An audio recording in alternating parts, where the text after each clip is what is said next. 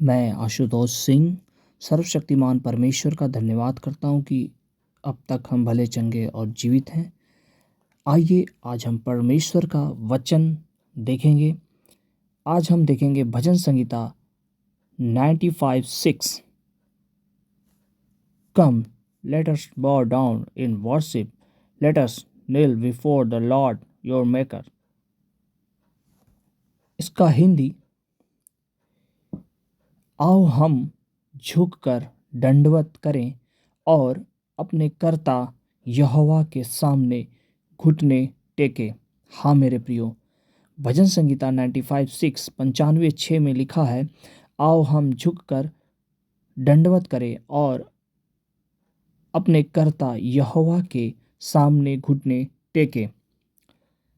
अर्थात मेरे प्रियो, जो हमारा सर्वशक्तिमान प्रभु परमेश्वर, जिसने हम इंसान को बनाया, भूमि की मिट्टी से रचा और हमारे नथनों में जीवन का श्वास फूंक दिया, वो सृष्टिकर्ता, वो यहोवा परमेश्वर अर्थात वो प्रभु जो हम मनुष्य को बनाने वाला परमेश्वर है, हम सिर्फ उसके सामने ही झुककर दंडवत करें और उसी की आराधना करें।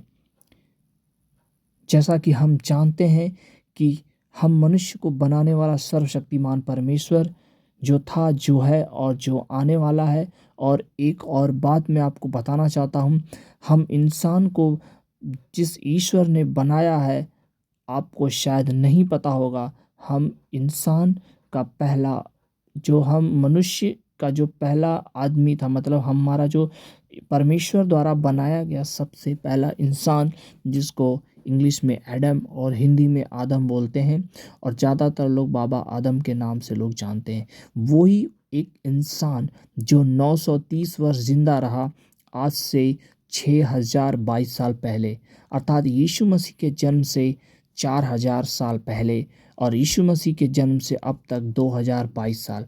मेरे प्रियो, अगर इसे जोड़ा जाए तो 6022 साल। तो वो सर्वशक्तिमान परमेश्वर जो हम इंसान को इस धरती पर पैदा किया, रचा और बनाया, नथनों में जीवन का श्वास फूंका, हमें सिर्फ उस परमेश्वर के सामने झुकना चाहिए। हम मनुष्य तुच्छ होठ वाले हैं।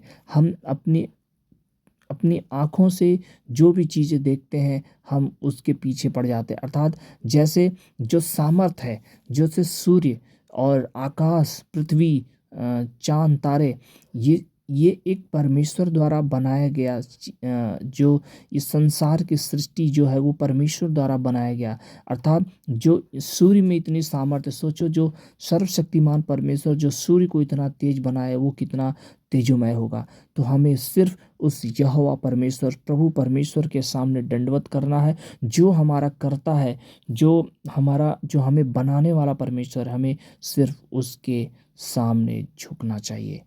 हालेलुया मेरे प्रियो, हमें उस सच्चे परमेश्वर के सामने झुकना चाहिए। उस सच्चे परमेश्वर ने हमारे लिए एक मार्ग रखा है, वो मार्ग यीशु मसीह है। जब हम इंसान को खुदा ने, परमेश्वर ने बनाया था, तो हमने गुनाह किया था। उस गुनाह के कारण हम सब पाप में डूब चुके हैं। उस पाप को ख़त्म करने के लिए प्रभु यीशु मसीह ही वो मार्ग है।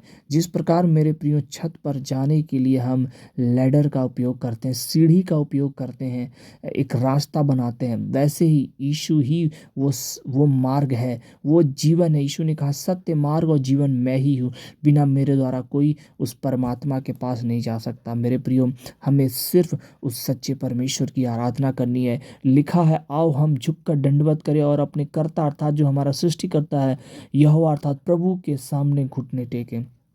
सिर्फ वो परमेश्वर के सामने घुटने टेकना है।